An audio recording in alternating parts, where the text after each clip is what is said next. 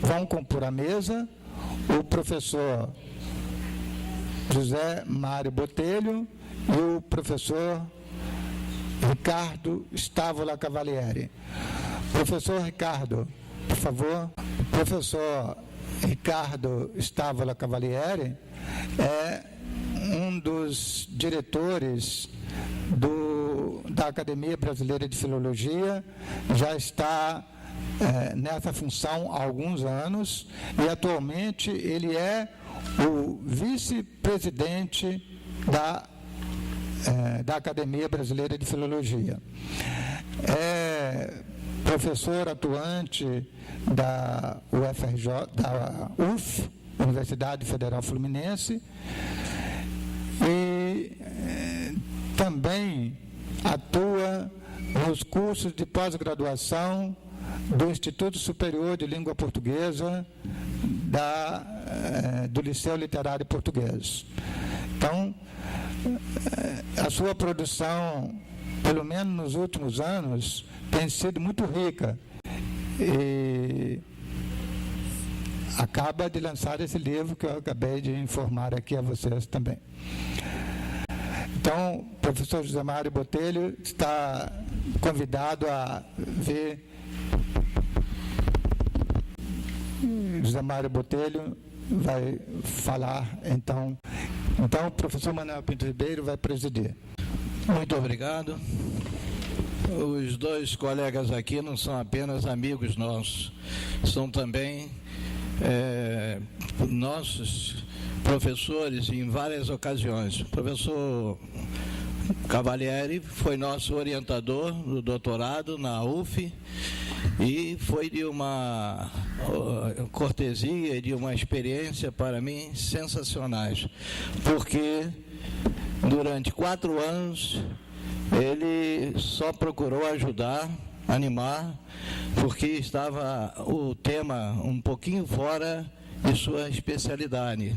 Nós escolhemos um tema de análise da figura da mulher durante o período de 1930 a 1945 e então estabelecemos 6 formações discursivas.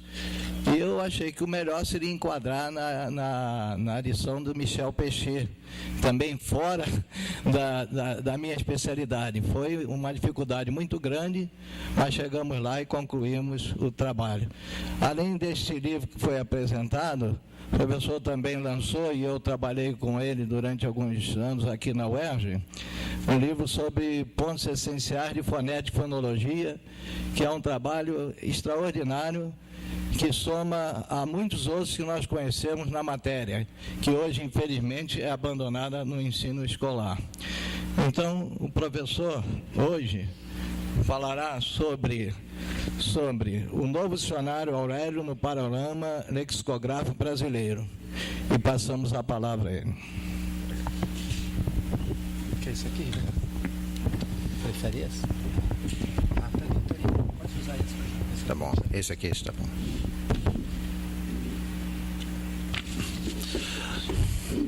Bom dia, prezados colegas, presentes a esse 13º Congresso Nacional de Linguística e Filologia. Quero inicialmente agradecer ao convite formulado pelo querido colega José Pereira para participar nesta sessão e também dizer da minha grande satisfação de compor essa mesa com 2 grandes amigos, companheiros aqui do Magistério do Rio de Janeiro de longa data e também da Academia Brasileira de Filologia, que são o professor Manuel Pinto Ribeiro e o professor José Mário Botelho. Como temos um tempo bem delimitado para cada um dos participantes, e serão hoje 2 conferências nessa sessão, eu preferirei ler o texto que preparei para que não fuja muito ao tempo dedicado, tá bom? E, eventualmente, farei um comentário sobre alguns temas que considerar mais pertinentes. De início, quero dizer que a escolha do nome de Aurélio Buarque de Holanda como homenageado desse congresso soa-me muito oportuna, porque certamente vários textos sobre a figura de Aurélio estão sendo aqui apresentados, e esta apresentação desses textos deverá estar revelando para os participantes desse congresso um Aurélio mais completo, né, mais integral, um Aurélio que não se circunscreve às páginas do seu famoso dicionário. É muito comum que um dado intelectual das letras acabe sendo estigmatizado por um viés de sua obra, obviamente aquele viés que lhe conferiu maior projeção no mundo acadêmico. É o caso do Aurélio Buarque de Holanda, cujo nome sempre é vinculado ao grande dicionário lançado em 1972, não obstante outros trabalhos lexicográficos tenham sido produzidos pelo próprio Aurélio em datas anteriores. E esta projeção chegou a tal ponto que o nome Aurélio passou a ser uma espécie de sinônimo da própria palavra dicionário entre nós aqui no português do Brasil. Mas, como nós sabemos, e como os outros textos apresentados por colegas aqui nesse grande congresso, o Aurélio foi um exímio tradutor de contos, de crônicas. Ele era também um crítico literário sagaz, com uma visão literária muito aprofundada. E, além de tudo isto, eu tive notícia, uma agradável notícia, de que recentemente, não sei se o professor Evanildo Bechara terá feito menção a esse fato em sua palestra, em sua conferência de ontem, mas o professor Arnaldo Nisquier teria conseguido umas fitas das lições de língua portuguesa que o Aurélio Buarque de Holanda proferia pela Rádio MEC nos anos 50, se não me engano. Eram aulas de português pelo rádio que o Aurélio Buarque de Holanda proferia, e essas fitas foram recuperadas recentemente pelo professor Arnaldo Nisquier e entregues aos cuidados do professor Evanildo Bechara. Não sei qual será a intenção de uso dessas fitas, soube que haveria uma intenção de que a própria Rádio MEC repetisse as lições, né, com um comentário crítico atualizado, mas não sei efetivamente se esse projeto será levado adiante. O fato é que essa é uma notícia alvissareira, no sentido de que não só mostrará um Aurélio com o seu perfil descritivista, né, de gramático e de estudioso da descrição linguística, como também tem um valor historiográfico marcante, porque, afinal de contas, o Brasil é um país de pouca documentação historiográfica na área linguística. E todo documento que vem, seja impresso, seja um documento de áudio ou de vídeo, né, que envolva personalidades do mundo linguístico, para nós é sempre um documento de grande valor historiográfico. Bem, mas sem me alongar muito nessa introdução, eu passo aqui a leitura desse texto, que é, portanto, uma homenagem que eu presto de gratidão e reconhecimento à grande figura do nosso querido Aurélio Buarque de Holanda.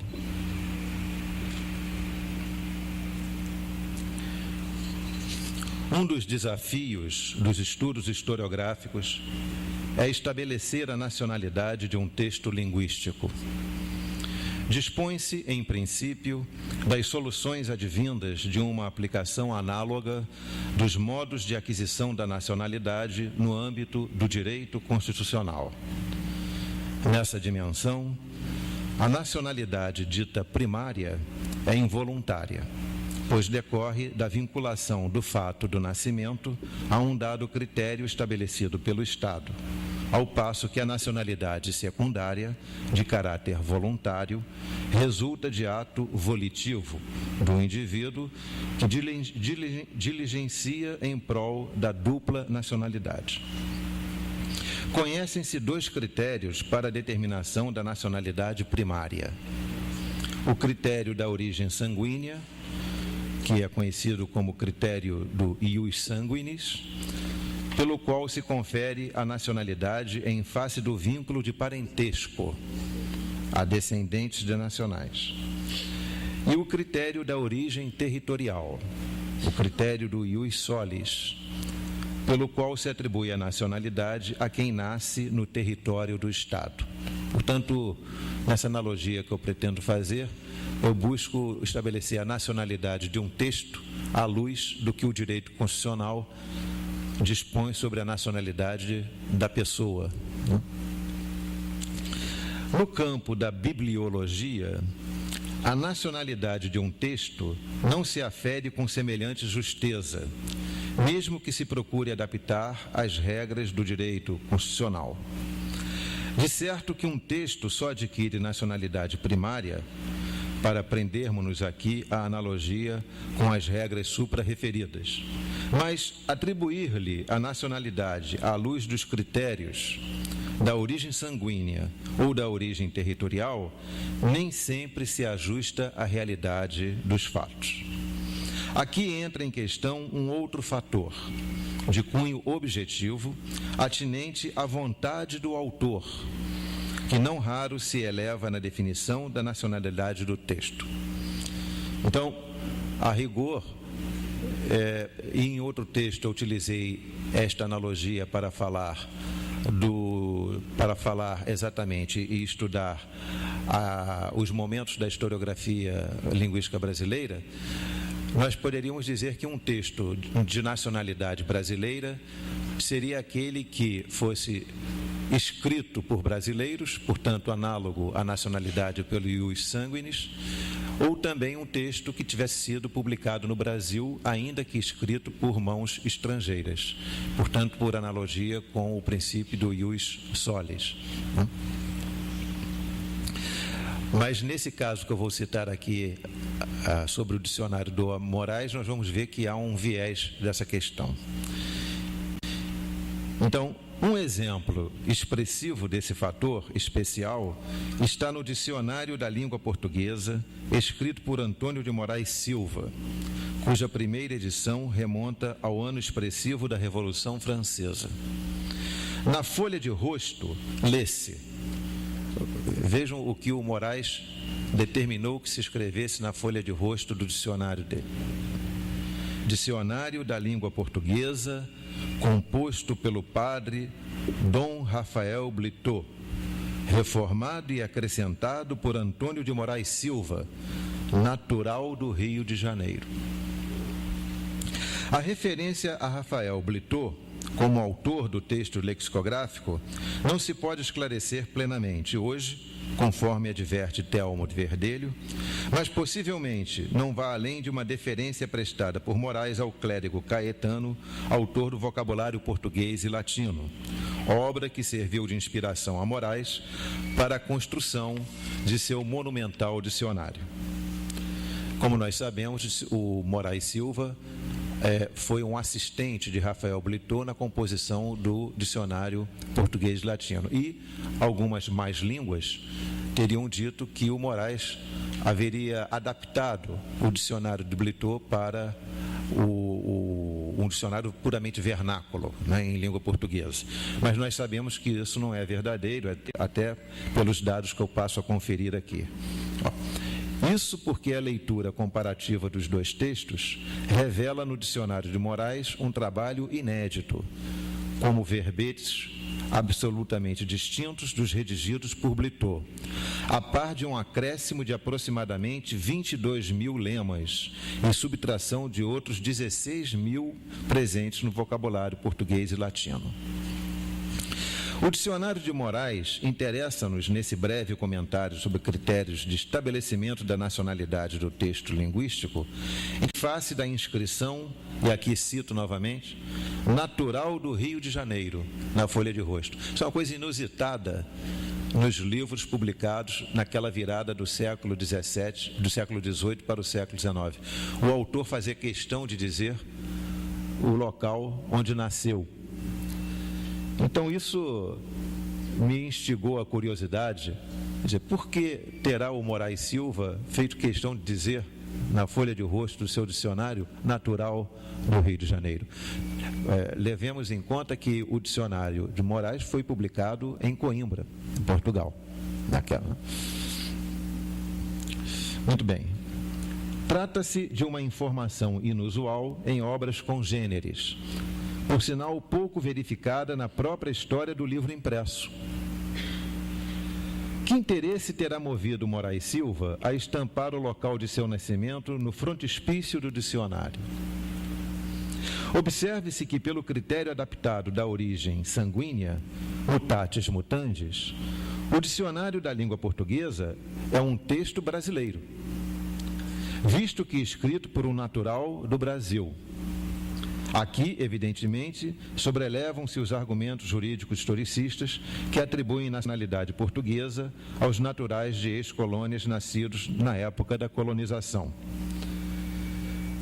Faço essa menção porque há alguns historicistas, não só da literatura como da linguística, que argumentam que, como o Brasil só se tornou independente em 22, então tudo que se produziu antes de 22 é, do ponto de vista jurídico, administrativo, português. Então, se levarmos em conta esse critério, de certo que a história da literatura brasileira reduzir-se-ia ao primeiro segmento, a primeira fase do romantismo para cá. Bem, por outro lado, pelo critério da origem territorial, o dicionário é um texto português, já que é adotado na edição inaugural em solo lusitano. Portanto, o dicionário do Moraes, que eu estou aqui pegando como exemplo, tem essa feição híbrida, porque do ponto de vista do ius sanguinis, ele é brasileiro, e do ponto de vista do ius solis, ele é português. Então, em face exatamente desta dupla nacionalidade, entre aspas, né, do dicionário Moraes, e que até hoje provoca polêmicas, porque o Moraes é citado como autor português por uns e como autor brasileiro por outros, é que terá, a meu ver, o Moraes feito questão de pôr ali no frontispício do seu dicionário aquele detalhezinho a que poucos dão importância. Ele próprio diz, natural do Rio de Janeiro. Não se há de descartar a hipótese de que, com a informação estampada na folha de rosto, Moraes, ciente dessa situação peculiar que conferia ao dicionário um viés binacional, tenha tentado recrudescer os laços de sua obra com o Brasil. Enfim, não se deve perder de vista que, como obra linguística, o Dicionário da Língua Portuguesa de Antônio Moraes Silva deve ser acolhido como um marco da lexicografia brasileira, de que decorre admitir em aditamento que a tradição lexicográfica no Brasil efetivamente remonta ao final do século XVIII. Não obstante, não tem afirmado curso profícuo ao longo de todo o século seguinte. A polêmica acerca da nacionalidade do Dicionário de Moraes não raro nos oferece opiniões divergentes, que situam o marco inicial da lexicografia brasileira no início do século XX. Não resta dúvida de que o grande lapso que se estende por todo o século XIX faz crer que um efetivo período de produção lexicográfica somente viria a instalar-se com o alvorecer do século XX. Por outro lado, não se pode desconsiderar que ainda no século XIX, o Brasil fortaleceu imensamente o conjunto de estudos dialetais, com a publicação de léxicos regionais, trabalhos de menor envergadura, mas que afinal enquadram-se no perfil da produção lexicográfica, razão porque suficientes para que se assegure haver no período em questão atividade intelectual satisfatória no tocante ao estudo e registro do léxico, sobretudo do vocabulário predominante na vertente do português brasileiro. Então, eu digo aqui que o século XIX, embora realmente tenha sido um século em que os dicionários gerais não apareceram no âmbito da linguística brasileira, mas, por outro lado, muitos léxicos avulsos e de cunho regional foram publicados. E, portanto, são trabalhos de caráter lexicográfico que dão ao Brasil um perfil de país produtor de obra lexicográfica ao longo do século XIX. Apenas para ilustrar a pujança desse trabalho precursor, citem-se o Dicionário da Língua Brasileira de Luiz Maria Silva Pinto, que é de 1832, o Vocabulário Brasileiro para servir de complemento aos dicionários da língua portuguesa, de Braz da Costa Rubim, que é de 1853,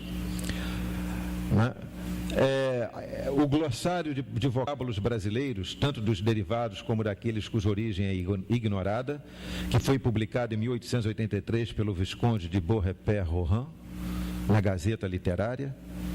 E depois nós temos inúmeros vocábulos regionalistas, como a linguagem popular amazônica de Macedo Soares, que nos traz em 1884 cerca de 120 palavras de origem tupi descobertas por esse linguista. Portanto, é uma sequência de textos lexicográficos maravilhosos e que, para os interessados no ramo, estão todos aqui no acervo da nossa Biblioteca Nacional do Rio de Janeiro. Portanto, são textos acessíveis a qualquer pesquisador interessado.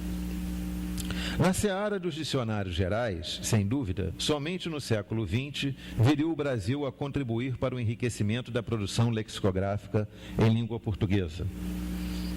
O traço mais expressivo dessas obras é a intenção, ainda que sóbria, de registrar itens lexicais que pertencem exclusivamente à vertente do português brasileiro. Então, esse é um traço interessante dos nossos dicionários gerais, que os distingue dos dicionários gerais lusitanos. Sempre há um viés de se enriquecer o dicionário geral publicado no Brasil com o léxico típico ou o léxico, se não exclusivo, predominantemente utilizado pelo falante do português no Brasil. Esses textos dão bem a noção do grande campo conquistado pela lexicografia no panorama historiográfico da linguística brasileira no século XX, fato que se há de atribuir não só ao maior interesse de filólogos e linguistas pela atividade lexicográfica, como também à ampliação do mercado editorial para esse tipo de publicação, que sabemos ser de caráter mais restrito do que o das obras doutrinárias em geral, sem falar das de cunho eminentemente didático para uso em sala de aula. Citem-se, pois, como exemplos da produção lexicográfica brasileira no século XX, especificamente na área dos dicionários gerais, o Novo Dicionário da Língua Portuguesa, de Cândido Figueiredo. Esse aqui é citado pelo critério do ius solis, porque o Cândido Figueiredo era autor português. Mas o Cândido Figueiredo fez carreira marcante, embora português, ele fez uma carreira marcante como professor no Brasil. Inclusive, tinha na época, no início do século passado, era dono de um dos famosos consultórios gramaticais que se publicavam nos jornais, como Correio da Manhã, Jornal do Brasil, etc. Então, o dicionário do Cândido Figueiredo, o dicionário contemporâneo da língua portuguesa, de Caldas Aulete, esse também é autor português, mas foi publicado no Brasil, o pequeno dicionário brasileiro da língua portuguesa, o grande e novíssimo dicionário da língua portuguesa, de Laudelino Freire, o dicionário da língua portuguesa de Antenor Nascentes, o novo dicionário da língua portuguesa de Aurélio Buarque de Holanda, que esse saiu em 75, o dicionário da língua portuguesa da Academia Brasileira de Letras, que teve a sua versão mais completa e a versão escolar, como sabemos. Aqui há um registro que se deve fazer a um projeto frustrado da Academia Brasileira de Letras, que era o vocabulário de brasileirismos, e que, segundo informação precária que temos, não chegou sequer à metade da letra C.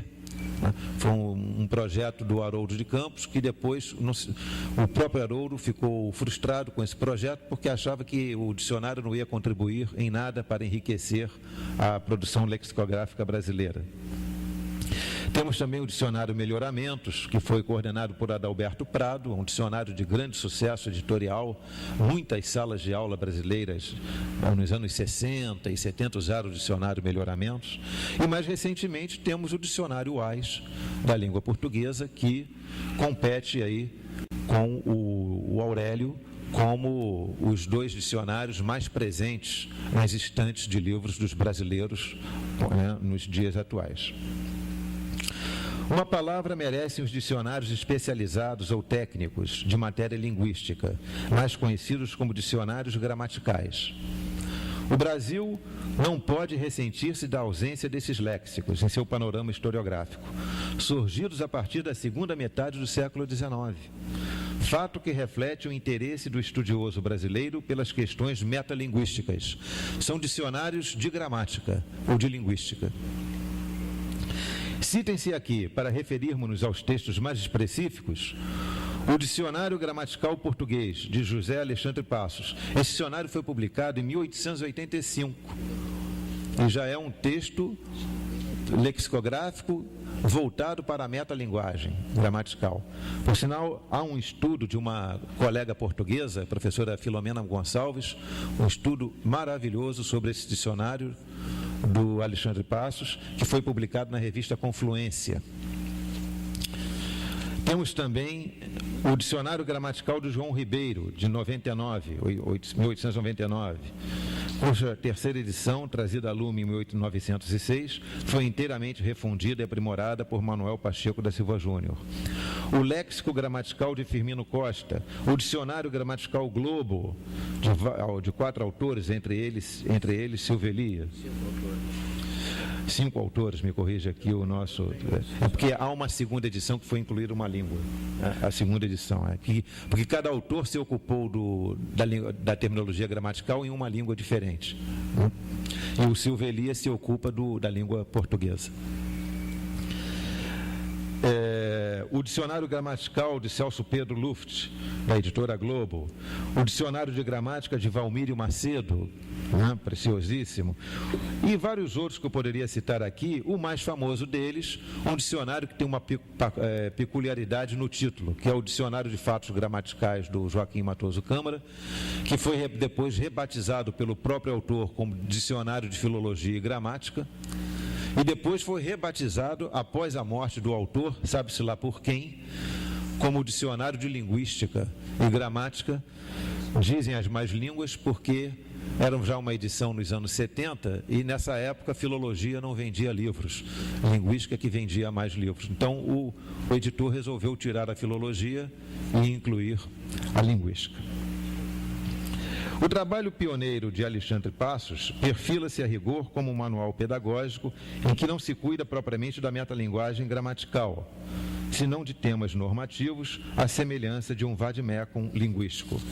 As pretensões de Passos não ultrapassam o escopo de fornecer ao leitor laico informações úteis sobre o uso da língua padrão. Por tal motivo, a inclusão do texto de Passos no rol dos léxicos especializados em matéria de terminologia gramatical pode constituir-se um equívoco do ponto de vista historiográfico. Aqui eu poderia fazer um comentário, e tinha feito um comentário sobre esses dicionários, mas eu vou preferir deixar de lado, porque senão eu tomaria muito tempo dessa nossa sessão e eu gostaria de ficar fiel ao tempo que me foi designado.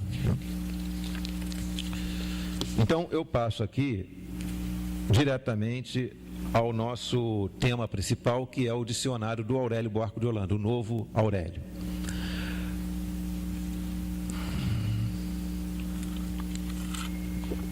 Antes de tocar os aspectos mais relevantes do novo Aurélio, cumpre alinhavar algumas palavras sobre o autor. Aurélio Buarque de Holanda Ferreira nasceu em Paço de Camaragibe, 3 de maio de 1910, vindo a falecer no Rio de Janeiro no dia 28 de fevereiro de 1989. Aos 13 anos, mudou-se para Maceió, onde precocemente começou a dar aulas particulares de língua portuguesa. Aos 15 anos, iniciou-se como professor primário no ginásio 1º de Março, educandário tradicional da capital alagoana. Obteve o bacharelado em Direito pela Faculdade de Direito do Recife em 1936, ano em que, coincidentemente, ingressou no corpo docente do Colégio Estadual de Alagoas, como professor de português, francês e literatura brasileira. A transferência para o Rio de Janeiro, em 1938, abriu-lhe as portas do progresso na atividade docente.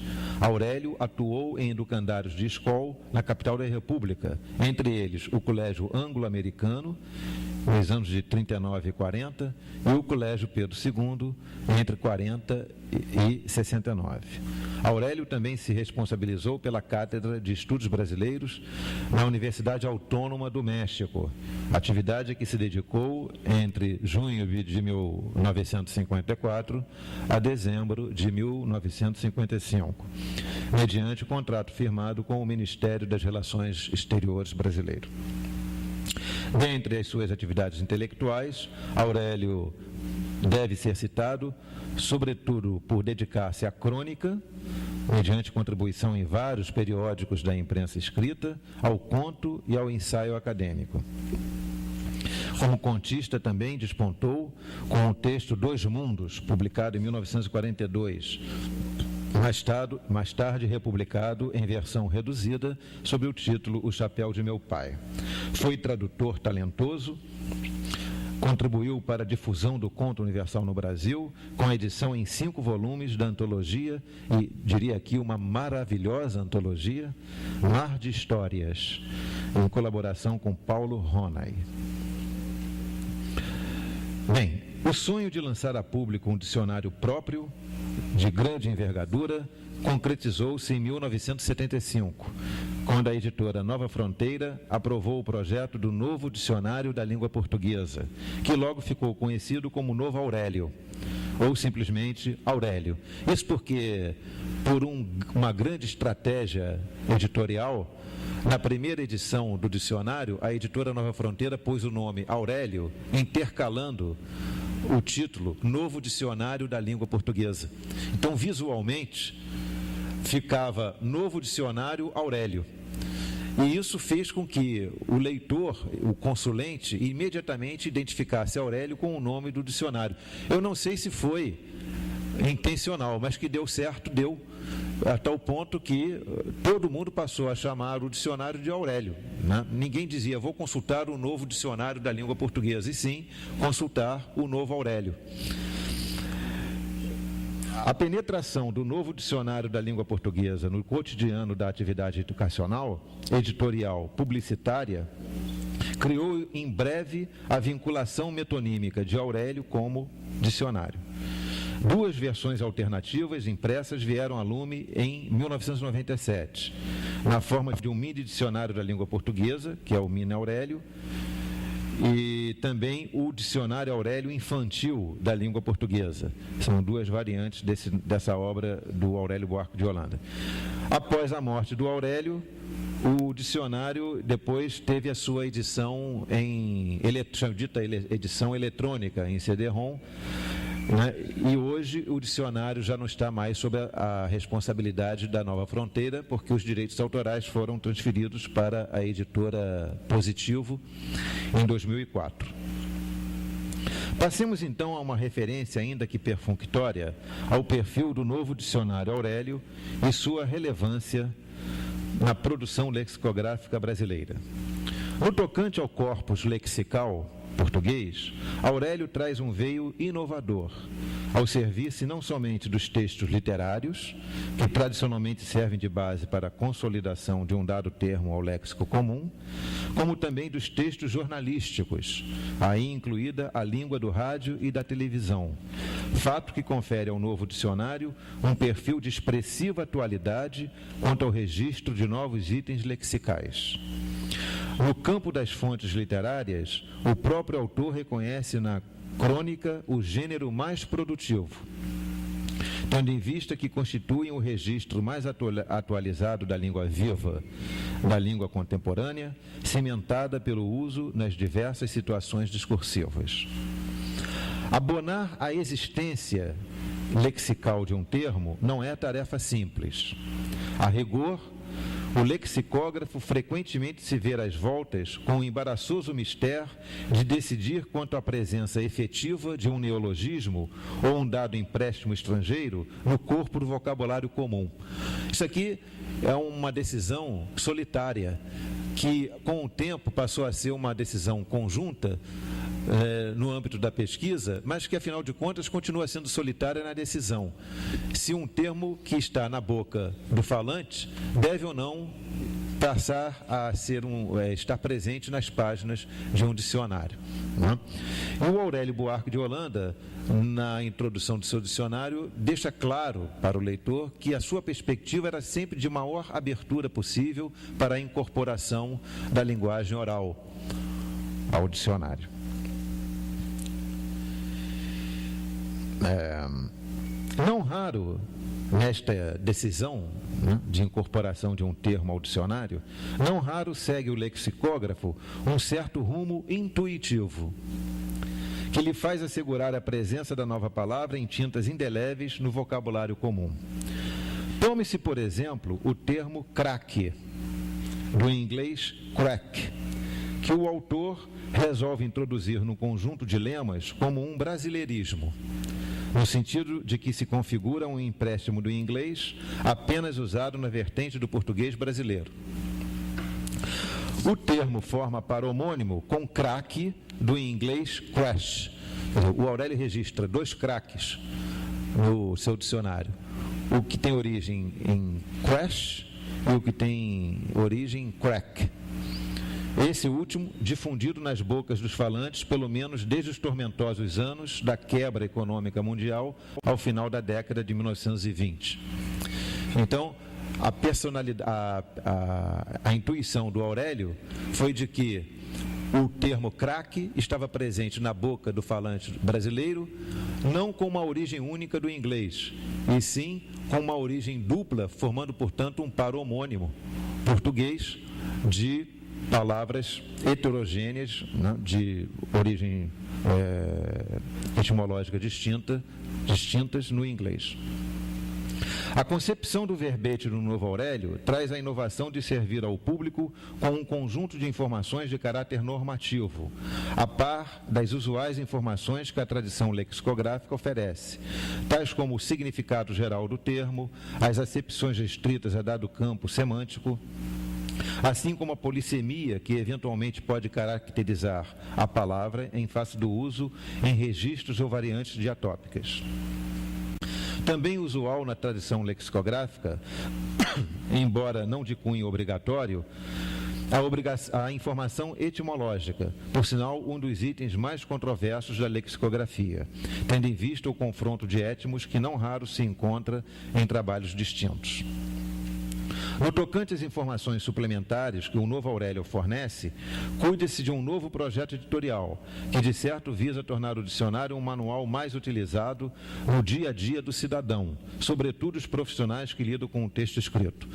Efetivamente, o retumbante sucesso de vendas do Novo Aurélio, logo em seguida a sua Editio Princeps, revela que o projeto foi bem sucedido em seus objetivos de popularizar o dicionário, não apenas como fonte de significado designativo ou de origem etimológica dos termos, mas também como um manual normativo que em certa medida substitui a gramática, tornando mais rápida e eficiente a consulta acerca de dada palavra ou expressão do idioma. Esse é um viés efetivamente inovador do Novo Aurélio. O dicionário deixou de ser apenas uma relação de significados ou de etimologias e passou a ser um produto que servia ao consulente, também invadindo a área da norma gramatical, né? Mas aqui vem um outro lado da questão. Por outro lado, essa nova concepção utilitarista do novo dicionário gerou alguma crítica, com fundamento acerca dos limites que se devem impor a uma obra linguística, tendo em vista o escopo primacial de suas páginas. A rigor, um manual normativo, enxuto e demasiadamente objetivo, à semelhança de um livro de receitas gramatical, pode revelar-se inidôneo por não oferecer juízo mínimo acerca das normas agasalhadas, seja por fundamentação doutrinária, seja pela abonação dos usos vários. Nesse aspecto, a gramática normativa, que a rigor terá necessariamente teor descritivista ou descritivo, ainda de caráter adjetivo, cumpre melhor a função de informar o consulente acerca dos temas de sua competência.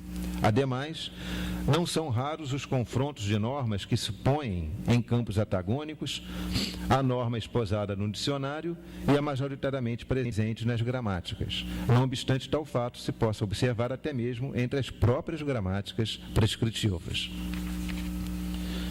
Em seu projeto editorial, o Novo Aurélio, assim, avança para a oferta de informação normativa basilar nos campos da prosódia, da flexão nominal e verbal, da regência nominal e verbal, sempre com especial referência aos verbos reflexivos e seu especial valor semântico, da informação ortográfica, a par de oferecer dados mais assentados na concepção orgânica dos verbetes em dicionários gerais, tais como o conjunto de significados que tal termo assume, em face de seus usos, denotativos e conotativos, a origem etimológica, a classe gramatical, né, o gênero a que pertence a palavra, entre outras informações. No campo da origem etimológica, podemos aqui citar um caso em que a informação do Aurélio envereda para um processo de formação de palavras de caráter controverso. E aí, portanto, é um exemplo em que o dicionário avançou para o campo que seria da gramática descritiva e acaba provocando polêmica em face desse fato. Cite-se aqui, à guisa de exemplo, o duplo registro de assoalhar, o verbo assoalhar. O primeiro, no sentido, ele registra assoalhar sentido de unir ou pregar as tábuas do sobrado ou soalho. E assoalhar 2 significa expor ao sol. Nesse segundo sentido, Aurélio menciona um valor conotativo ou figurativo equivalente a tornar público, divulgar, propalar. Seria o assoalhar 2.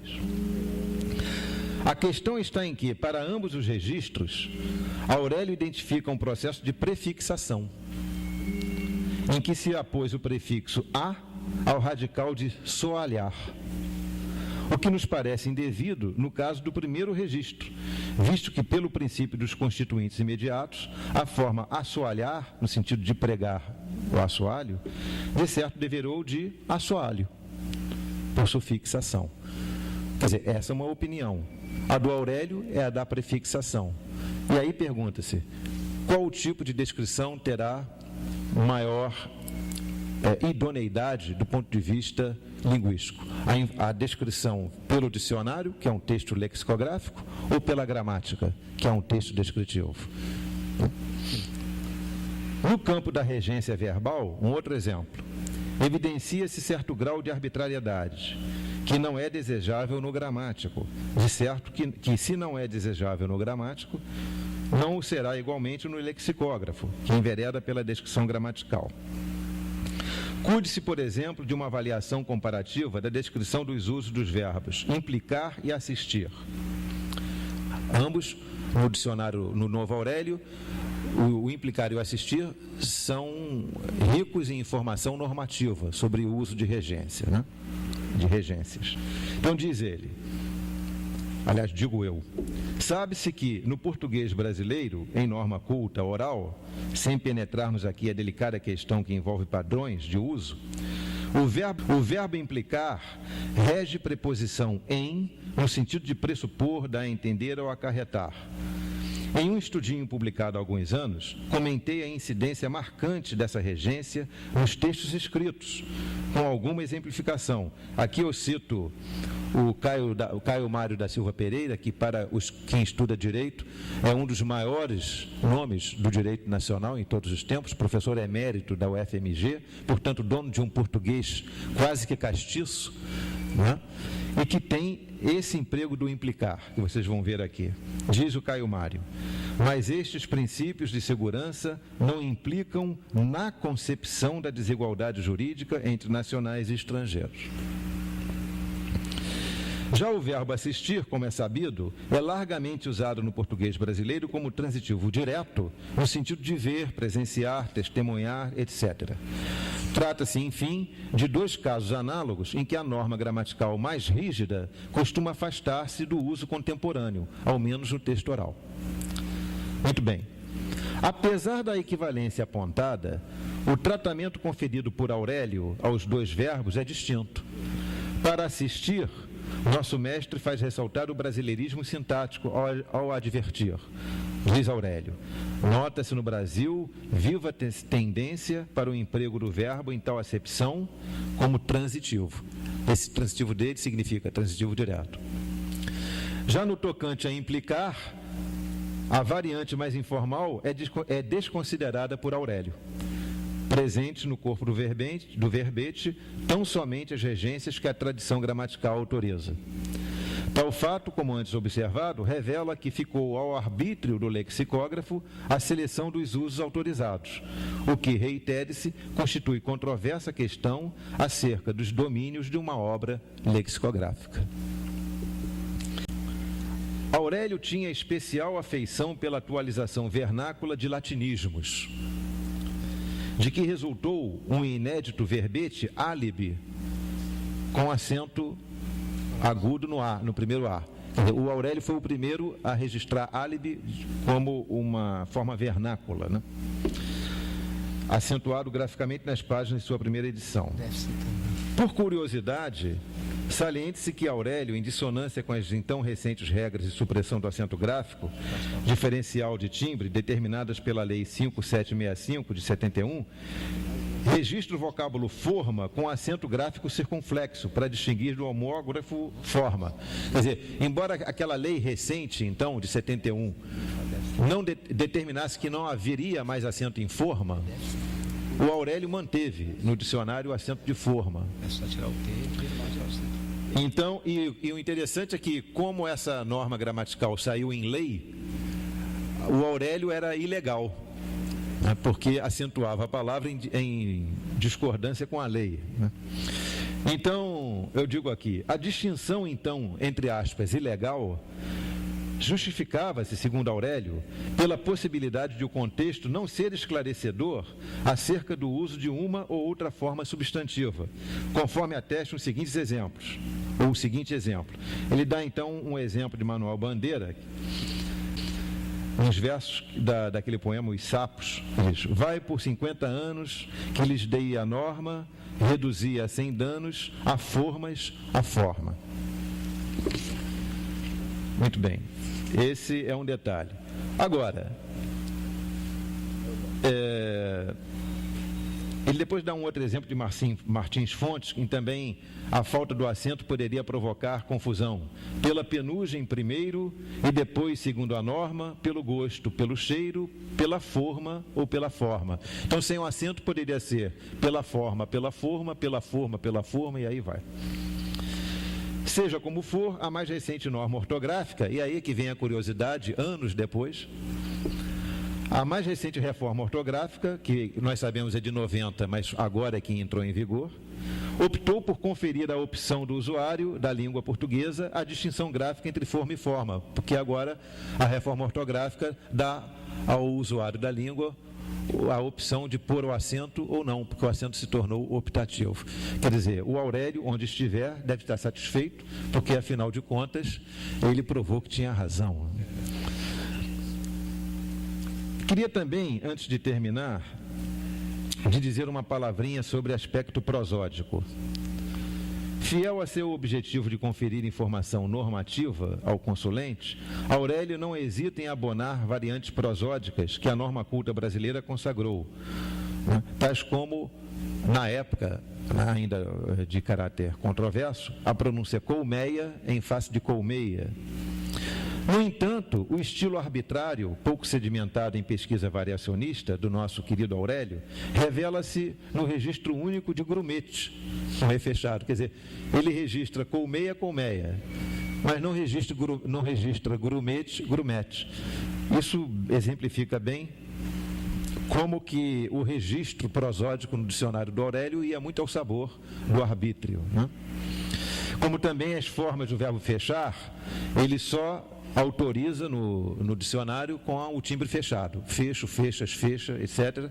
Não obstante, os projetos que nós desfrutamos hoje para pesquisa, né, na área da variação linguística, todos registrem a norma culta contemporânea com fecho, fechas, fecha, a par de fecho, fechas, fechas, em coexistência. Muito bem, finalizando, eu queria dizer uma palavrinha a respeito do autor e o seu mistério. Há quem diga que todo dicionário é a versão mais recente de um anterior, ainda que de autoria alheia. Em uma entrevista ao El País, em novembro de 2002, Francisco Rodrigues Adrados toca jocosamente a questão com um comentário sucinto. A arte do dicionário é copiar o anterior e tentar melhorá-lo. E isso, às vezes, produz facadas mortais. Adrados, que há 30 anos se dedica à elaboração do monumental dicionário grego-espanhol, justifica as facadas ou punhaladas como uma espécie de ressentimento surdo que se cria entre lexicógrafos exatamente em face dessa prática, a do aproveitamento do trabalho alheio. Poder-se-ia, pois, concluir que, afinal, nada mais prático do que escrever um dicionário, sobretudo nesses tempos de computadores, editores de texto, internet, etc. Na verdade, dedicar-se ao labor lexicográfico implica abdicar de muitas alternativas ao longo da vida, pois está-se aqui diante de uma relação quase monogâmica com o trabalho. Aurélio Buarque de Holanda refere-se na introdução do prefácio de seu dicionário à ingente tarefa encetada por Émile Littré na elaboração do seu dicionário da língua francesa, que lhe custava nada menos do que 14 horas diárias, cujos reflexos se fizeram sentir não só no abalo físico que semelhante esforço lhe causou à saúde, bem como no transtorno psicológico, naturalmente advindo de uma rotina reiterada por anos a fio, sob a pressão de ser subitamente surpreendido pela morte e não ver a obra terminada. Outros exemplos pungentes, como o da cegueira que acometeu Bartolomeu Inácio Jorge e Agostinho José da Costa, dois dos autores do Dicionário da Língua Portuguesa da Academia das Ciências de Lisboa. Em aditamento, fato menos doloroso, porém nem tão menos desprezível, desconsidere-se a compensação intelectual pouco aliciante. Aqui cito o Aurélio, ele que diz isto: compensação intelectual pouco aliciante e resultados financeiros não demasiadamente expressivos. No tocante à compensação financeira, de certo que havemos de lembrar aqui uma conhecida tese do publicista norte-americano Mark Nadel, que dizia que o intelectual, assim como o artista, tem, na falta de compensação financeira, o combustível necessário para continuar criando. Chega a ser perverso, mas é uma tese. Ou seja, como ganha mal, ele é obrigado a produzir mais. Então, nós acabamos usufruindo da sua pujança intelectual. Na visão inusitada de Nadel, as altas recompensas traduzidas em valor monetário inibiriam a capacidade de produzir coisas novas. Não se pode dizer que Mark Nadel seja um bom conselheiro, mas afinal, se não estamos aqui preparados para discordar de sua tese, ao menos sentimos-nos à vontade para ver algo positivo na insolvência que nos relega à atividade intelectual. Por outro lado, a pouca recompensa intelectual a que plangentemente se refere Aurélio não constitui fato que se possa atribuir à figura desse extraordinário linguista brasileiro. A homenagem que este 13º Congresso lhe confere é prova mais inequívoca de que sua posição na historiografia da linguística brasileira é perene, fruto de seu labor exponencial, de seu engenho e da privilegiada capacidade de abrir rumos novos em seu mistério. Obrigado. Reflexões sobre essa riquíssima exposição do nosso colega, professor também, Cavalieri. Em primeiro lugar, estou temeroso porque descobri pela exposição que ele fez que eu possuo em casa cerca de 80% desses dicionários que ele acabou de nomear aqui. 80%. Então, com essa violência que anda por aí, não sei se haverá alguém disposto a me visitar e subtrair todos os exemplares. Só não tenho do Cândido Figueiredo. Pode espantar os ladrões jogando. Eu tenho, inclusive, o do Lelo, né? E recebi uma imagem de Portugal, da Livraria Lelo, que fica em Porto, no Porto, que é a terra do meu pai, né? Um prédio lindíssimo, sensacional. A outra parte extraordinária da exposição do nosso amigo foi esta do ponto gramatical. Então, o professor tocou nos pontos essenciais. Gostaria muito depois de pegar essa palestra para acrescentar aos meus trabalhos. E eu tenho também algumas sugestões a fazer. Eu não sei quem elaborou esta parte gramatical. Não acredito que tenha sido o próprio Aurélio, não, porque é uma equipe muito grande.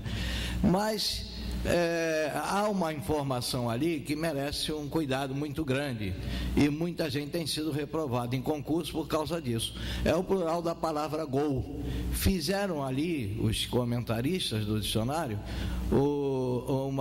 uma dupla pluralização desta palavra, gois e goles. Isso nunca existiu na língua portuguesa, meus amigos. Isso é um plural lógico, como se o lê final fosse realmente consonantal. Já deixou até de ser essa pronúncia utilizada no Rio Grande do Sul, conforme consulta eu fiz a filólogos que moram ou moravam por lá. Então, esse lê final se vocalizou. O plural é normalíssimo, gols, e é esse que se usa aqui no Brasil. Em Portugal, a forma é golo, o plural é golos. E na Espanha, gole, tem o plural goles. Não se justifica de jeito nenhum, nunca se usaram esses dois plurais.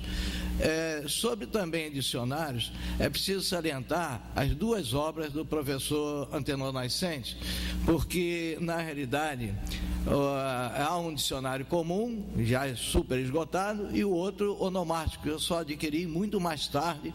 E a pequena frustração que eu tive, porque sempre a gente procura determinados vocábulos e quando vai ver não consegue, é que nenhum dos dicionários que eu tenho em casa dão, quando eu fiz aquele trabalho com o professor, a etimologia da palavra samba. E isso me causou espécie, ainda mais que o professor Antenor Nascente era um brasileiro nato, né? Então não encontrei ali, fui encontrar numa revista publicada pela Abril várias etimologias dessa palavra. E quero, portanto, ressaltar mais uma vez a grandiosidade desse trabalho do professor José Pereira, juntamente com a editora aqui do professor José Mário Botelho, desse trabalho que veio a suprir uma lacuna, porque praticamente já não existiam exemplares à venda nem em sebo da obra original. Então isso é um trabalho de alto mérito que deve ser adquirido por quem tiver condição de fazê-lo imediatamente. Agora aqui o nosso mestre, professor José Mário Botelho, vai apresentar o seu trabalho, a nova ortografia, aspectos positivos e negativos das mudanças referentes à acentuação gráfica. É uma honra, uma satisfação apresentar aqui o nosso presidente de honra da Academia Brasileira de Filologia, que deve discorrer ainda sobre a obra de Aurélio Buarque de Holanda Ferreira. Com a palavra, mestre. Eu agradeço muito, sensibilizado, a cordialidade com que sou recebido aqui pelos meus amigos e colegas da Academia Brasileira de Filologia.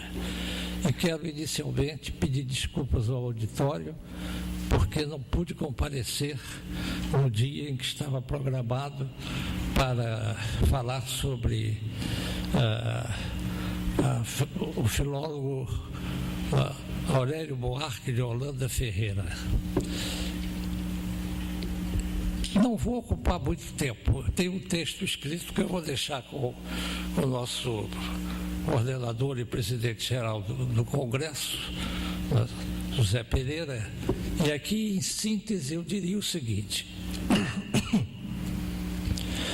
Aurélio Buarque de Holanda Ferreira nasceu no estado de Alagoas, onde também nasceu a minha mãe, estado de Alagoas.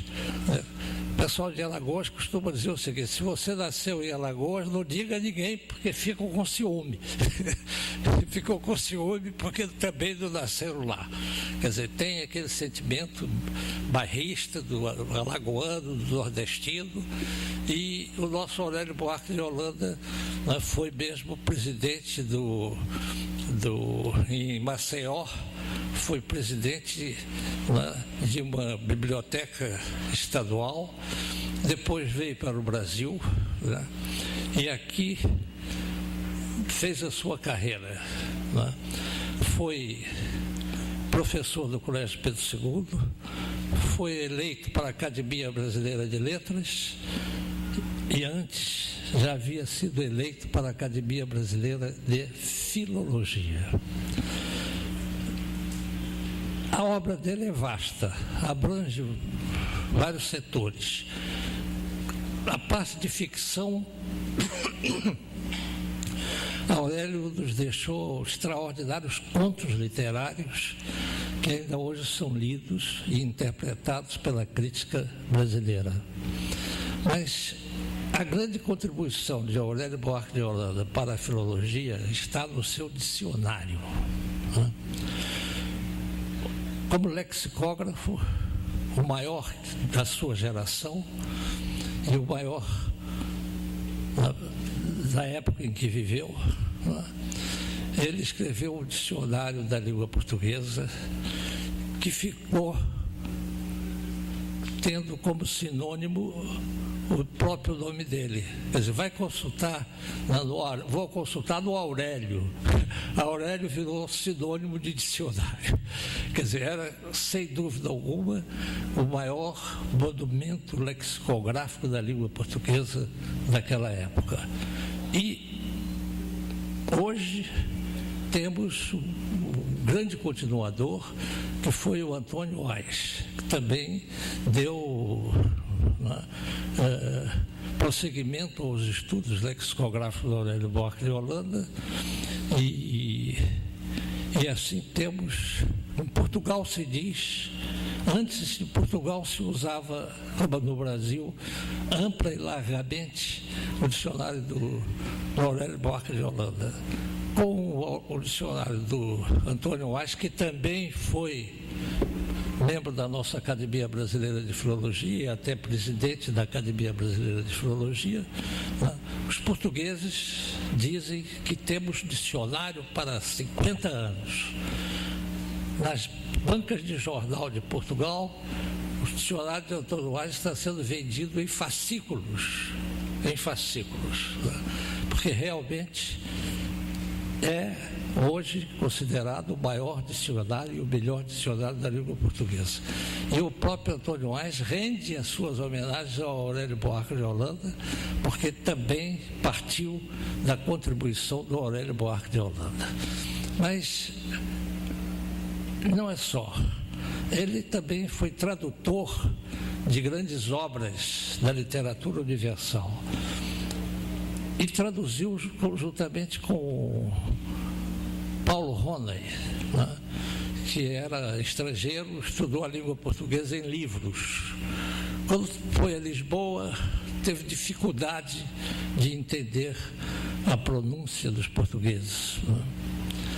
Como até hoje nós brasileiros temos, né? Quando fui lá, o primeiro congresso, estava vivo ainda o Nascentes, o Matoso Câmara Júnior, né? O Rocha Lima, o Silva Elia, o congresso em Coimbra, né? Depois da reunião veio um funcionário e disse: "Só vai a sessão. Escuta, meu amigo, por favor, silabação, sílaba por sílaba, porque eu não entendia nada." Vocês entendiam? O senhor doutor não vai à recepção, o senhor doutor não vai à recepção. Eles, inclusive, não dizem recepção, porque o P serve para abrir a vogal, o timbre da vogal, recepção. Muito bem. A unidade linguística do português do Brasil é muito maior do que em Portugal. Outro exemplo, eu estive com o tempo do Vitorino Nemésio vivo, grande professor da Universidade de Lisboa e grande escritor. Estava lá fazendo umas conferências e ele disse: olha, Zangaro, tu conheces Algarve? Eu digo: não, eu não conheço, só de livros. Mas então vamos lá ouvir os pescadores do Algarve. Aí fomos de automóvel pela costa, vendo. Chegamos lá, havia um grupo de pescadores, fomos até lá e começamos a conversar com os pescadores. E o Vitorino Demétrios ficava batendo no meu braço, dizendo: o que ele está dizendo? O que ele está dizendo? Eu disse: Vitorino, você que é português, pergunta a mim, que sou brasileiro, o que ele está dizendo? Eu não estou entendendo nada. E mais grave ainda é o chamado, aquele dialeto de mirandês, de Miranda do Douro, com grandes influências de línguas, da língua castelhana, que é limítrofe. Ali realmente não se entende coisa nenhuma. Nenhum português entende o que eles mesmos, o que se fala em dialeto mirandês. De maneira que a grande alegria nossa é que nós somos os herdeiros da língua portuguesa e um país de 8,5 milhões de quilômetros quadrados, com agora mais de 190 milhões de falantes, nós temos uma unidade linguística impressionante, né? Porque vem o cidadão lá do Rio Grande do Sul, se encontra aqui no Rio de Janeiro com outro que veio lá do Amazonas, os dois falam, há diferenças de pronúncia, evidentemente, são as diferenças regionais de pronúncia, mas a língua é rigorosamente a mesma, né? Na Itália, por exemplo, a dialectologia é intensa, né? O italiano do norte, quando se encontra com o italiano do sul, né? Em Roma, ele está vendo agora no 7º andar aqui um congresso, né, em que acabou de falar, eu ouvi sobre Vieira, eu acabei de vir de lá, ouvi o Silvano, porque eles não nasalizam. O N pertence à sílaba seguinte, não nasaliza a vogal anterior, é Silvado. Nós aqui nasalizamos a vogal. Português também não nasaliza, diz Antônio, porque o N, eles acham que pertence à sílaba seguinte e que não tem força de nasalização da vogal. Mas nós aqui nasalizamos. Então, lá se diz Antônio e aqui se diz Antônio. Lá eles põem acento agudo e aqui se põe acento circunflexo. Na minha opinião, não devia haver acento nenhum, porque não há necessidade nenhuma desse acento. Os portugueses vão continuar a dizer Antônio e nós vamos continuar a dizer Antônio. Ninguém diz Antonio, porque a língua portuguesa é uma língua de ritmo trocaico, quer dizer, predomina na língua os paroxítonos, palavras paroxítonas, né? Até no cantador do Nordeste, por exemplo, sendo desafiado para aquelas coisas dos desafios dos cantadores do Nordeste, né? Para falar, e ele aí fez um improviso dizendo: fiz isso, fiz aquilo, porque é um vantagismo extraordinário nessa literatura dos cantadores do Nordeste, né? Do Rio fiz um açude, fiz uma ponte no mar, deixo tudo realengo para quem quiser passar, é tudo, né? Então, de repente, ele diz o seguinte: depois falei com o padre Lobrega por detrás de uma bodega que os anos não trazem mais. Porque a mote era esse, que os anos não trazem mais, o verso de um poeta romântico. Aí o senhor disse: não seja ignorante, não é Lobrega, é Nóbrega. Disse: não, senhor, a palavra não cabe na língua. E não cabe, porque se é tradutor de obras estrangeiras, né?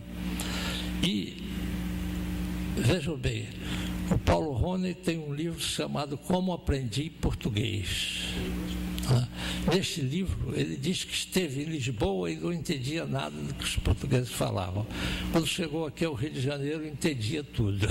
Quer dizer, esta é a língua que eu estudei, dizia o Paulo Rony, né? E que foi uma grande presença da cultura estrangeira no nosso país, dedicado aos estudos, né, lexicográficos, linguísticos, e grande amigo. Aliás, eu fui amigo dos dois, tanto do Aurélio como do Paulo Ronay. Eu até me lembro que num congresso veio uma jornalista muito bonita e disse: como é que eu devo pronunciar o seu nome? É Paulo Ronay ou Paulo Ronay? Eu disse: minha filha, pronuncie como quiser, mas com amor. Quer dizer, tinha presença de espírito, estava inteiramente integrado dentro do ambiente brasileiro, e foi um grande professor, prestou grandes serviços à cultura brasileira.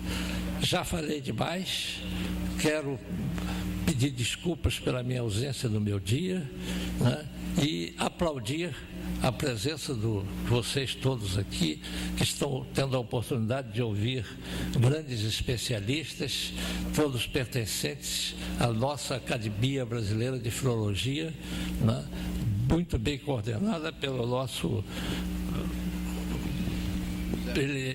Pois é, mas ele é o secretário... Pois é, José Pereira da Silva é o secretário. Não esqueci, eu estou querendo dizer que ele é o primeiro secretário, é meu amigo de longa data. Quer dizer, é o secretário-geral da nossa academia, presta grandes serviços à Academia Brasileira de Filologia e mantém esses congressos ao longo de vários anos com muito proveito para os estudos de língua portuguesa no Brasil.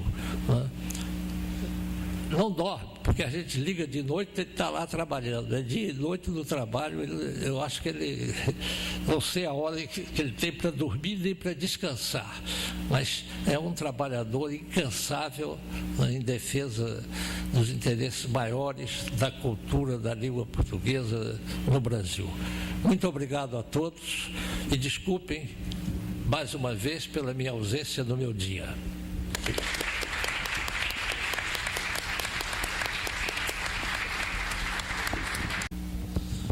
Bem, agradecendo aqui ao meu amigo, sempre generoso, as referências que fez, eu diria o seguinte: o Aurélio Buarque de Holanda foi, de certa forma, precursor da nova crítica no Brasil.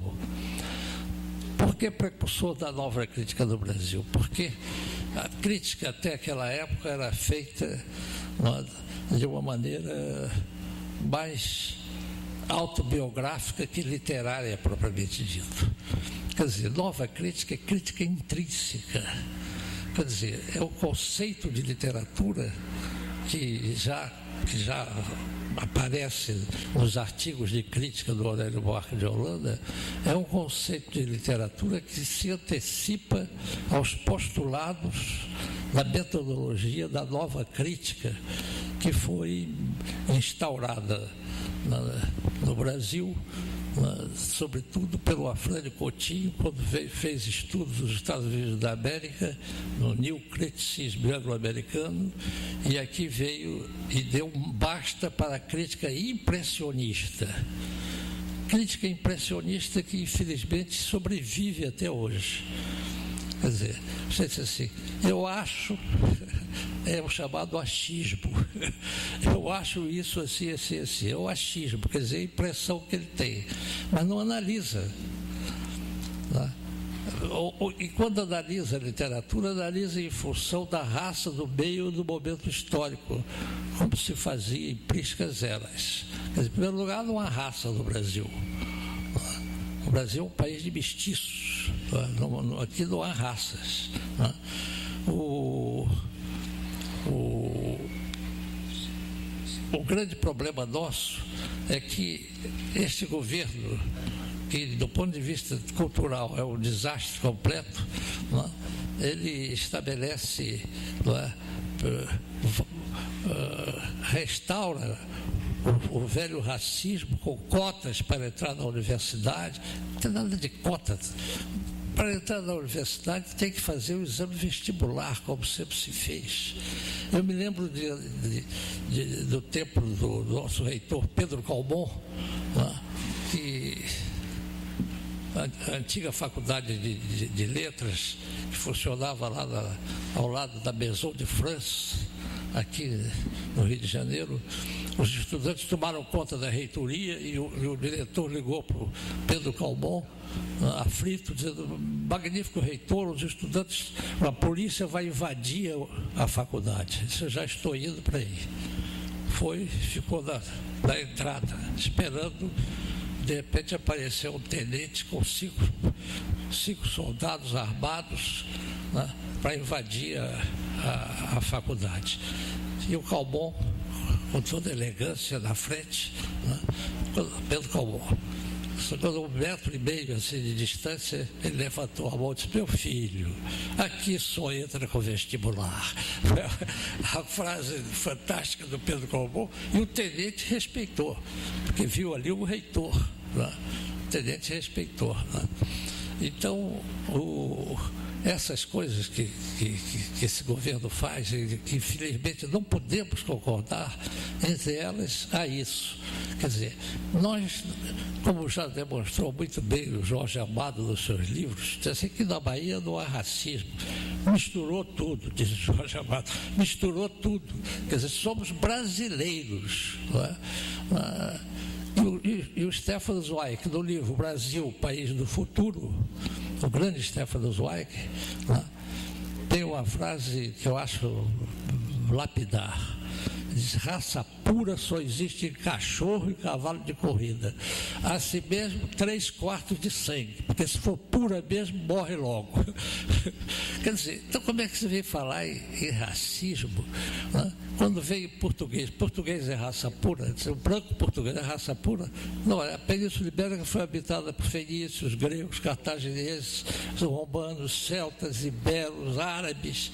É uma mistura fantástica, é um cadinho étnico, né, de mistura étnica. Vem para cá. Aqui encontra os índios brasileiros. Os índios brasileiros descendem de 4 famílias étnicas, estudadas pelos que estudam as línguas indígenas brasileiras. Também é misturado. O africano, por sua vez, também não é raça pura. Também não é raça pura. Há vários troncos étnicos diferenciando-se dentro da África, até porque isso justifica as divergências e as brigas históricas existentes entre as várias nações africanas dentro da África. De maneira que falar em racismo a essa altura dos acontecimentos é uma coisa realmente inexplicável. Quer dizer, não há absolutamente nenhuma razão sociológica, antropológica, histórica, social que justifique o conceito de racismo no Brasil. Nós somos, como dizia Gilberto Freire, o grande sociólogo brasileiro da minha terra, perto do Recife, dizia: nós somos um país de mestiços. Somos um país de mestiços.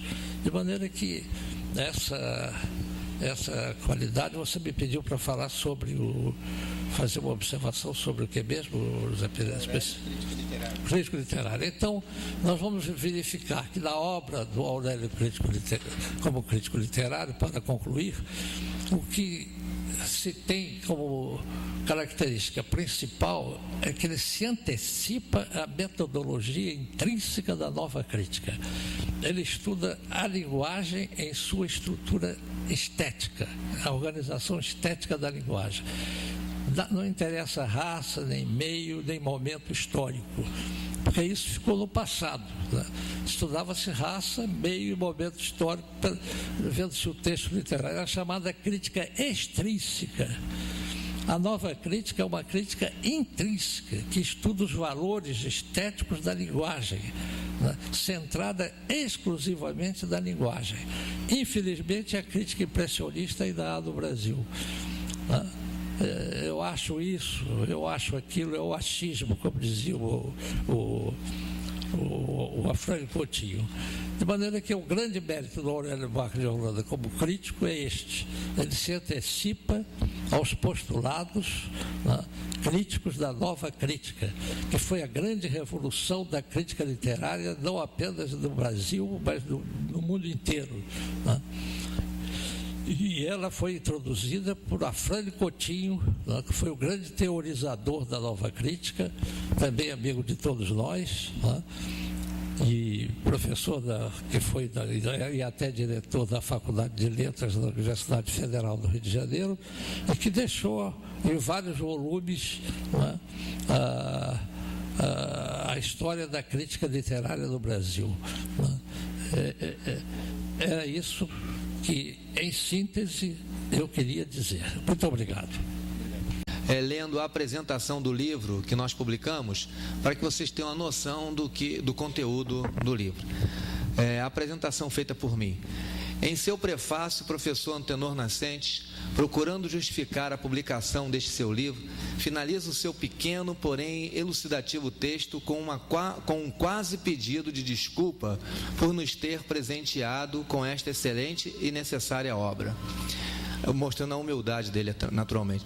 Aliás, a sua modéstia, ao se referir ao mérito da obra, é tão grande quanto essas duas qualidades atribuídas por mim aos seus elementos de filologia românica. De fato, a sua excelência não se refere tão simplesmente à linguagem conveniente com que Antenor Nascentes tratou dos assuntos que encorpam a obra em si. Refere-se, pois, à riqueza dos exemplos dados pelo autor e, sobretudo, à abordagem dos assuntos que giram em torno da temática central, que é filologia românica. Quanto ao fato de serem tais estudos necessários, não me refiro somente à época de publicação de sua primeira edição.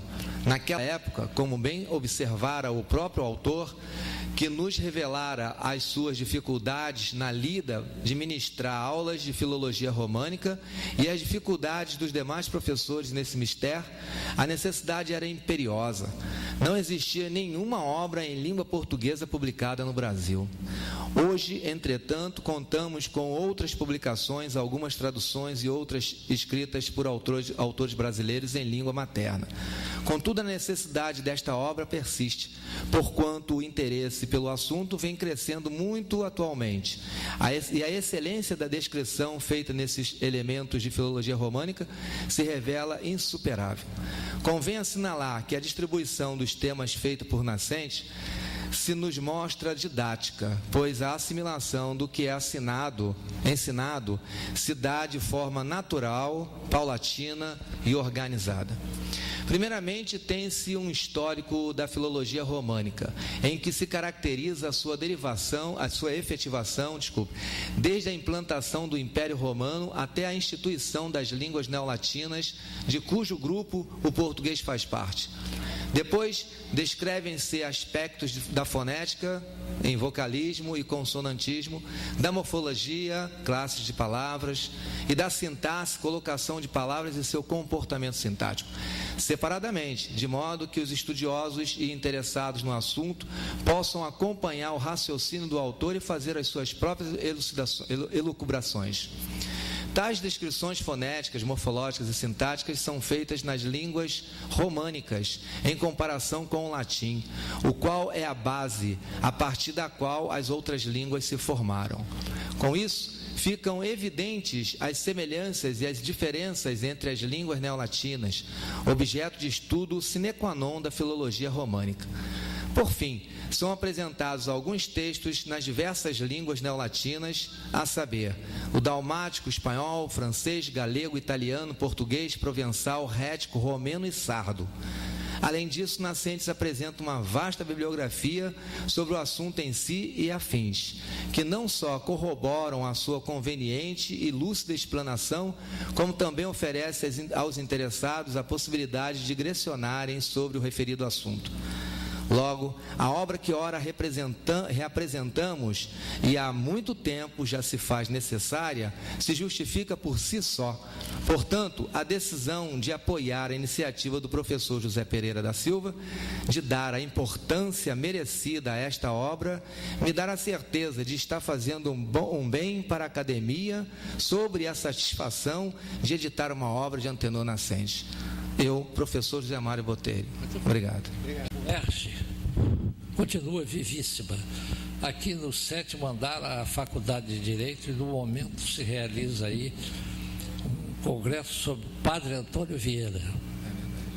Eu estive lá, inclusive, porque falou hoje o Silvano Peloso, e meu amigo, e casado com a Sônia, que é professora brasileira, nossa colega, né? E os dois realizam um trabalho magnífico em Roma, né? Divulgando a cultura brasileira e a língua portuguesa em geral.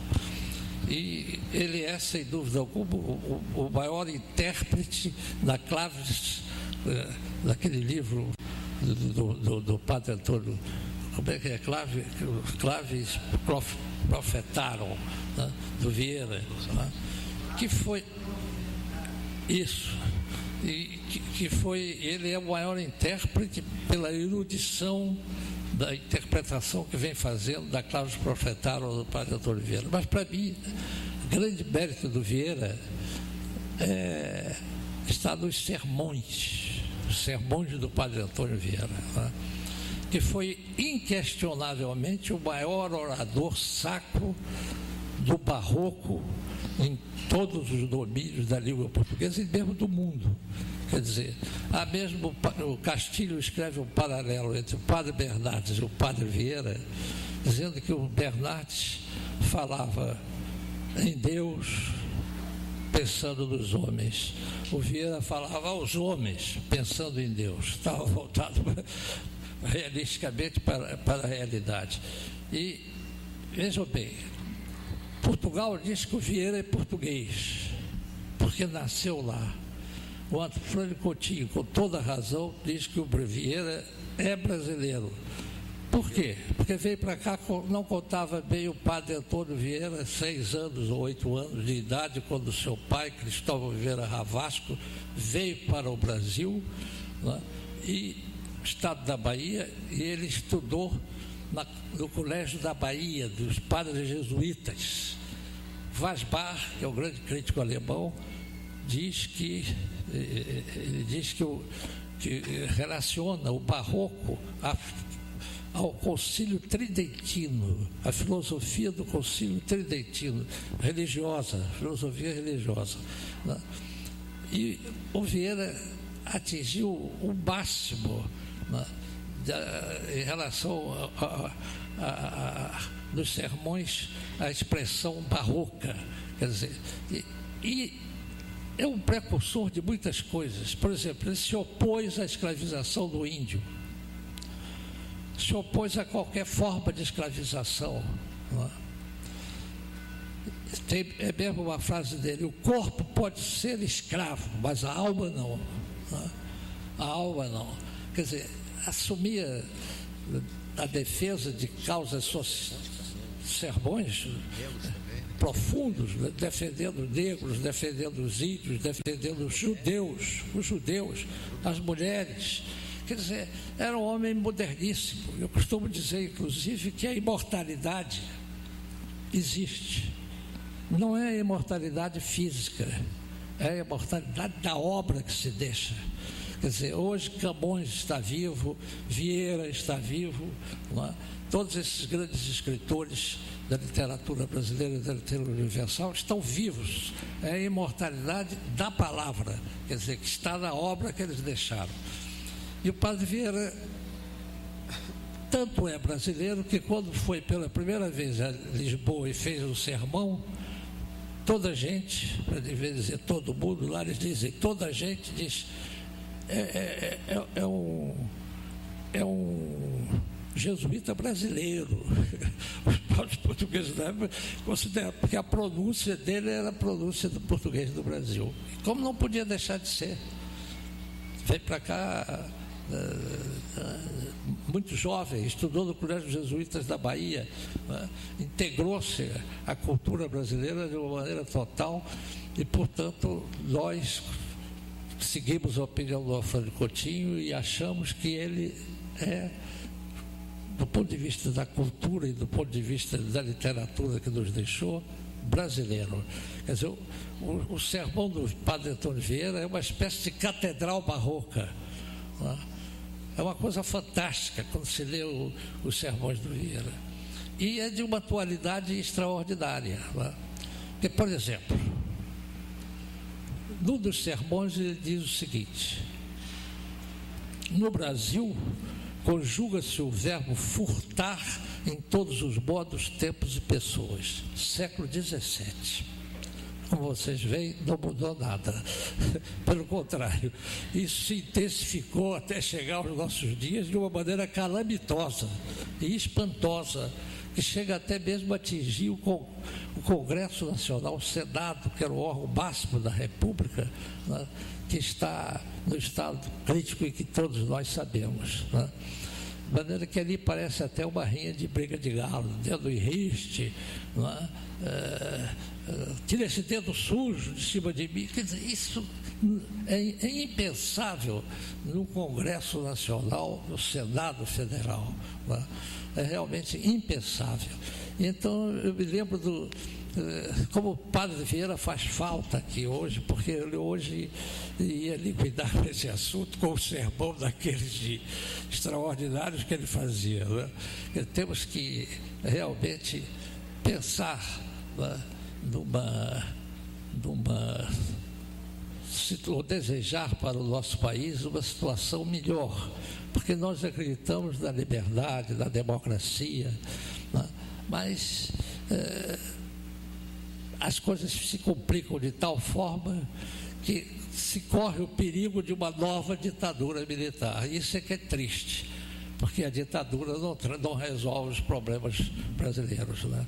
Nós temos que continuar lutando pela democracia, pela liberdade, né? E também pela seriedade, né, dos homens públicos, pela responsabilidade. Quer dizer, qual era a outra frase que o Vieira tem sobre... Ele tem uma frase sobre a responsabilidade, sobre a moral, que é uma coisa extraordinária, ela, mostrando que o que Capistrano de Abreu fez. Por exemplo, Capistrano de Abreu, grande escritor, os jornalistas vieram e pediram assim: o senhor poderia fazer um projeto de Constituição do Brasil? Eu faço. Então, em quanto tempo o senhor pode fazer? Eu faço agora. Pegue um lápis e escreva. Artigo único. Todo brasileiro é obrigado a ter vergonha. Parágrafo único. Revogam-se as disposições em contrário. É uma maravilha, né? Bastava isso como Constituição do Brasil. Todo brasileiro é obrigado a ter vergonha. Parágrafo único. Revogam-se as disposições em contrário. Quer dizer, este projeto devia estar incluído numa reforma da Constituição nossa, porque realmente é uma maravilha. Né? Desculpem. Muito obrigado mais uma vez e desculpe pela...